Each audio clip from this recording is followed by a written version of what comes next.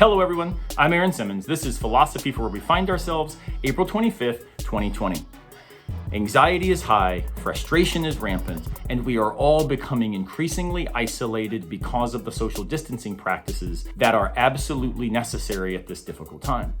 But there's another kind of isolation that we've got to be careful to avoid, and it's increasingly tempting as we spend more and more time on social media. This is the isolation of self-protective insularity relative to our beliefs, our views, and our commitments. This is what happens when we fail to engage with others who have different views, who disagree with us, who want to push back on some of the views that we take to be obvious. When we fail to engage them, we find ourselves only being reinforced in our views rather than challenged and having to articulate good reasons for why our views are worth preferring in the first place. Democracy at its most basic is the idea that truth is more important than power, and hospitality to voices that disagree and enabling critique from all corners is the way we protect from the tyranny of power overriding the truth of deliberative engagement. A book that I would recommend to help us think through this difficult challenge is simply entitled Why We Argue and How We Should by Scott Aikin and Rob Talisse. It is an amazing book. It's clear, accessible, and engaging. And in that book, they highlight lots of ways that we can become good at argumentation, not as professional philosophers, but as democratic citizens. 3 of the things they talk about I want to mention here today, because I think they are especially important for where we find ourselves.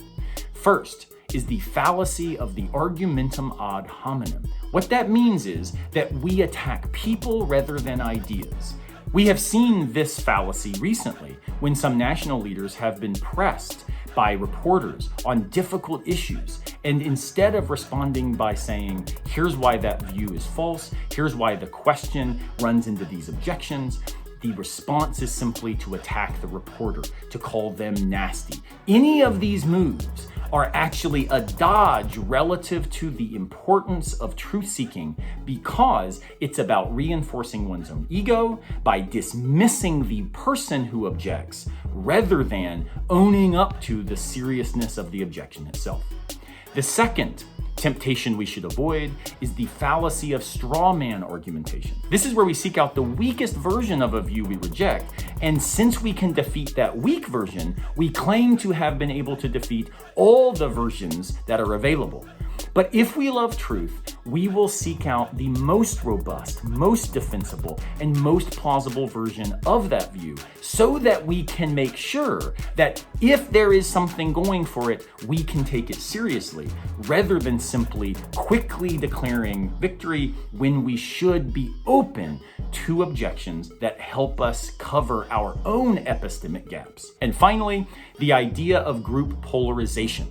This is where, when we are surrounded only by those who agree with us, we are likely to have the communal view slide further and further toward the extreme. Why we need to be in conversation with others with whom we disagree is they help protect us from that slide toward the extreme and instead ground us in the importance of giving good reasons to those views we reject and also good reasons for those views we affirm.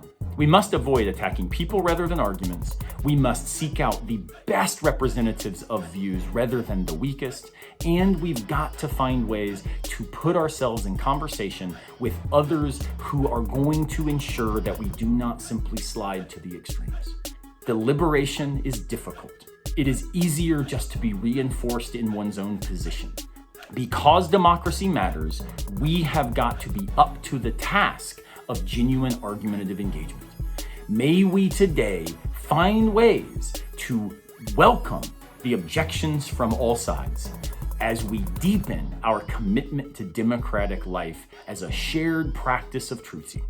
I encourage you to take a look at this book. It's fantastic. I'll see you tomorrow unless a piano falls on our heads.